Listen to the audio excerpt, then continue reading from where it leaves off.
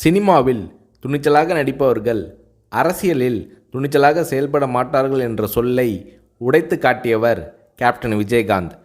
தமிழக அரசியலில் துணிச்சல் மிகுந்த அரசியல் கட்சி தலைவராக கேப்டன் விஜயகாந்த் அவர்கள் உருவெடுத்தார்.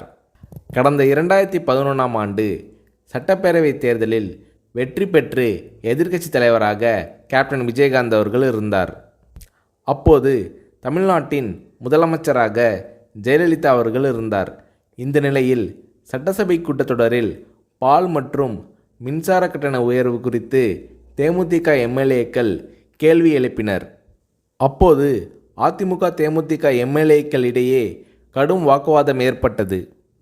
இந்த நேரத்தில் ஆவேசமாக எழுந்த கேப்டன் விஜயகாந்த் அவர்கள், கூட்டணி கட்சி என்றால் ஆளுங்கட்சிக்கு ஆதரவாக இருக்க வேண்டும் என்பது இல்லை, மக்கள் பிரச்சனை தான் எங்களுக்கு முக்கியம், அதை பற்றி தான் பேசுவோம் என்று கர்ஜித்தார் கேப்டன் விஜயகாந்த். இந்த நேரத்தில் ஜெயலலிதா அவர்களும் கேப்டன் விஜயகாந்த் அவர்களும் மாறி மாறி கடும் விவாதத்தில் ஈடுபட்டனர். இது அன்றைய காலகட்டத்தில் பெரும் பரபரப்பாக பேசப்பட்டது.